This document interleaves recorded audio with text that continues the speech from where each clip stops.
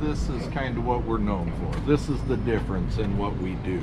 It gives people a chance to not be bored with it. They don't want to get bored because they spend so much money on these things.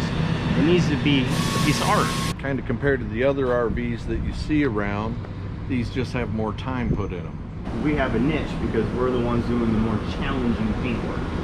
There's a lot of shadowing on these. There's patterns on them. It's a top corner to bottom corner fade versus just being isolated to a single stripe. So if you look there, you start black at the top corner and it transitions all the way to white, and there's nothing to break it off in order to make that easy. After that, you're putting all the patterns on, taking risks of getting blowouts or some blade marks or anything that could screw that up. And so this is why it's steady for us, because nobody wants to try to fix it. I mean, you got so much to talk about. These guys, they buy these things, and every time they come out to their coach, they see something different. What lighting you're in, it looks different. There's ghosting like all over the place. You just see this pattern here, and then it fades out to nothing. See all that? Yeah. Scroll pattern, and it goes away to nothing. And then you got gold flake pattern on top, and then you got a little more bronzy pattern towards the bottom. And then you got to go back in and you add black stripes, all without ruining what you did in the first place. Are the different levels of detail like thought about beforehand to be seen? Like, all right, you're not going to see this one when in low light, but this will come out in the sun. Is that part of it? Yes, because there's a lot of colors that you pick. It looks different, depending on what lighting you're in. For instance, the pearls will do that a lot for you. If you got flip-flop pearls, you've seen that in the world before. You don't see it until you get a sunlight on it. Like, for instance, at night, it might just glow like a black, and then all of a sudden you get a little moonlight on it, and then holy crap, it looks blue. So yeah, it does. So this is one here we're just getting ready to fix up. Plus, it's not very old. So here's the new Liberty Coach right here. This is how they come to us. They're all in primer. Liberty's already done a little bit of work to the coach, a little bit of prep work for their build, and then they bring it here before they do the interior of the coach to get it painted. When they come in before the paint job, everything's all empty. It's all just structure in here at the time that we do with it. That's crazy. I always knew these were completely made of stainless, but you never get to see it. Yeah. No, it's pretty wild, isn't it? Everything in here being stainless and all that. So when they say these buses sort of last forever, I guess they're probably right, I think so. Step on up in there, check it out.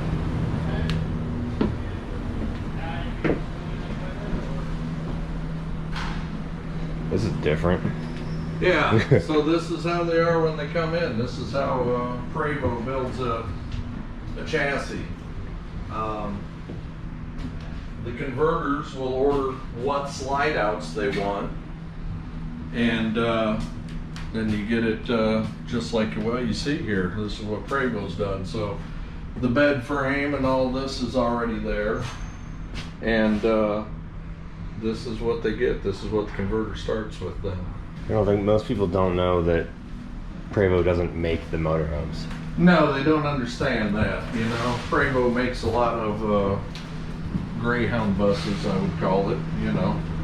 Tour buses, things like that are just, rows of seats and all windows. So we prep them down in this end of the building and all that. It's our paint booth. Bring in air here at this end, takes the air out at the other end. We're doing a couple buses at a time easily, and then I'm usually even fixing one somewhere here in the middle, doing a repair bus or something. If it's cross draft, do you have a system where you like paint stuff on the back first and then work to the front, or? Oh, absolutely. How does that work? Well, I like to follow the airflow. So as much as we can, we start to spray in the back and we follow that airflow forward. So all the yellow you see on here, that is the stencils that we produce up front. That's what lays out the paint job. Does that get printed as one big piece and put on there so all the spacing is the same, or are they laid out individually?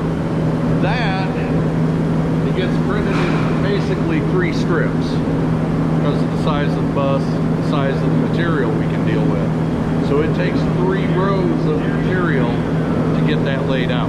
Sized up where there's points that are always on the bus. There's intersections here that are on every bus, and we have little X's that we drop right on there. That's how we line all this up. So we have two different colors of pinstripes going on there right now. We have kind of this goldish color pinstripe, and we have white pinstripes both on here. And that's what we're working on right now. We're getting all that laid out here. This one here is getting laid out also. This just has one color of pins on it. See all these stencils going on, that just gives us our layout. So right now we're getting ready to spray the whole front of this bus black. We just hang a little bit of paper so we can get ready to start spraying that, and then we'll cover that color up. In a sense, it'd be about like a coloring book. Once we have all the lines, now you're filling in your blanks in between all the lines.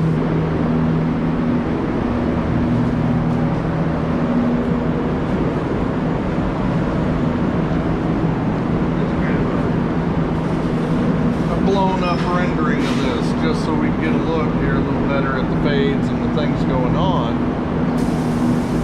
But you kind of see all this coming together right now. You can see all these stripes, and then how much work's going to be left inside of them yet. So from start to finish, how long does one of these take? Liberty picks up a finished bus from us every 3.5 weeks. So they're bringing a brand new bus, and they're picking a finished one up. I've always got 2 buses of theirs in process. I'm painting one and I'm prepping one. As soon as we finish one, they bring me another brand new one to start on. Years ago, we used to paint a lot of boats. Anything you see around here is, like I say, it's all things that has been painted here. When was the first Prevost that came through here? When did that start to pick up? Aaron, Hi. when did we start with Liberty Coach, really? 2011. 2011, we started doing all their production. Prior to that, we did some special jobs for them. So someone drives the bare shell down here with that cardboard on the front? Yep. And then you guys Right here. keep going on it? Yep. They bring them in with the protect shield on the front. They gotta drive a good bit different when they're empty versus finished. Like these things, how much do they weigh with nothing in them? Do you have any idea? I have no idea. No idea. I'm sure they're heavy, even empty. Yeah. And they're real heavy once they fill them up. Yeah, they probably have a little more performance when they're empty, huh? Yeah. So if someone brings a helicopter in here, you just have this stuff going on and then wheel in the helicopter and do that too? Yeah, we'll land the helicopter up front. You land them right in the parking lot, and then you put wheels on them, and you're able to roll them in. You grab them by the tail and you roll them around. All of them really have a lot of pearls and flakes and different things in them. This one here, it shows up a little more on this. Gold here, and it's just all pearl. Even the background color's all pearl in it too. So a lot of our paint work, people don't even realize what all's there until they get it out in the sun. And customer, a lot of times they'll catch something in the sun, it'll catch their eye, and they'll go, wow, I didn't even know that was there. I didn't pick up on it before, or I never saw it in this light before. And so people continue to pick up on different things that are in their paint job done. Just looking at this pattern, you can see how much work it is just to make those stencils. To cut all this and to weed it out and get it ready for us to use as a paint mask. Yeah. There's a lot of time and effort goes into that already. Oh yeah, I've made decals on a vinyl cutter before, and to imagine picking out every little thing in there and not lifting these corners, like that's just every little thing, and then to do it, you know, over 40 feet of bus, you know, 45 feet of bus. Yeah. Yeah, a lot of people nowadays, they do have plotters, cutters at home. They do make stickers, but we're kind of doing the same thing, just expanded. I don't even want to know how long that would take to pick all that out. Hours. Man. Because if we're not painting RVs, we're painting boats. If we're not painting boats, we're painting cars, painting motorcycles, painting anything you can imagine, really. We have probably gone through, I'd say, 6 or 7 different brands before we ever finalized on one formula. And this stuff really does work well. Dean Loucks, you know, we've all heard of the guy. He's got 30 years in this, and this is what he approves as products. Exclusive ceramic coating with his own title on it. But again, you know, you need to have a little bit of experience to get it on there so you don't screw up your whole job. We promote proper use of products too, like using proper pads, proper lighting when you actually do a job. And don't be getting the brushes on your cars, guys. Don't put them through the car wash. We got mixers and toasters. Have some helmets if you're a sports fan. We paint guns, we paint everything. Anything you can imagine can be painted. So if someone walked in here right now with a toaster, it's like, this is my toaster, this is my favorite toaster, I want the coolest paint job on my toaster, how much would that cost? Oh, that's questionable, depends on how detailed we want it to be. Well, how about this one here? What would something like that run you? That's again, that's a good question. This one's all free-handed. That's just, you know, Dean Loucks going at it as an airbrush, but I'd put probably a $1,200 bill on that. And it's mostly time. The product is quality. We're dealing with nothing but KitchenAid, so it's quality, but I can't tell you. It depends on time. It's all time. Here's a little more simpler one. This is a little more goofy, and this is just a fade with speckles. You know, that might cost you $800 bucks. It depends on what you want. So it all comes down to time. That one would match my upholstery. Yeah, these guys here, the problem is just getting them ready. You know, you start off with a $250 stand mixer, and then how much time goes into it? We got to design it, we got to cut the stencils, you got to lay it out, and then you go through the whole series of doing the cool colors, lots of layers. At the end of the day, it's a conversation piece. Even if you don't use it, it's sitting there and it gives something to gawk at and say, that is the coolest thing. It matches everything you have. We're talking about it right now, so I guess it worked. Yeah. Is Andrew Steele in here? I don't know if he is. I don't know if anybody really treats this thing as they should. Dean's been an active art design owner for 30 years, but he's been an artist since he's a kid. He's a salesman, he's a designer. We are the tools to get the job done. How long have you been here? I've been working for Dean for almost 18 years. Wow. You know, he keeps us busy. He's hungry. He's out there doing what we can, trying to influence the world. How did you start making changes? doing this stuff? I studied graphic design in college, but I knew I didn't want a desk job, and I've been friends with Mark since I was 16. I'm 38 now, and I just kept seeing what they were doing. I was like, this is all real cool. Let me be a part of this. What do you do? Are you designing them, or are you? I run project manager, run production. So I'm in charge of the Liberty paint jobs. Okay. Got to make sure they get done. And then Mark he's the one who does all the traveling, any touch-ups that are necessary, work at the end of the job. Yeah. No, we're busy. Dean's really good at making sure we have the job. Just filling up with water before I hit the road. These guys are super cool. You know, just me and my junker classing up the joint. Normally I don't pull into places and feel like this is a junker, but when you pull into somewhere like here that's got, you know, almost $3 million Prevost sitting everywhere, then, you know, I kind of feel like it's a little bit of a junker. And I break a race car, got a flat tire. I'm lowering the property value out here, you know.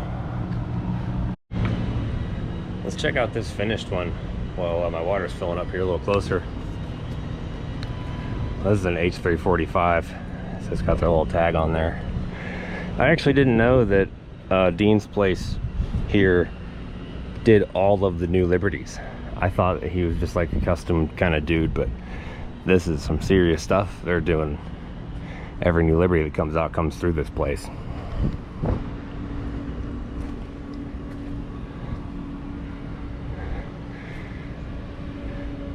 So you got some, look at it this way, it looks flat. Then you come over here and you see the flake. That's really neat. This is a serious unit right here.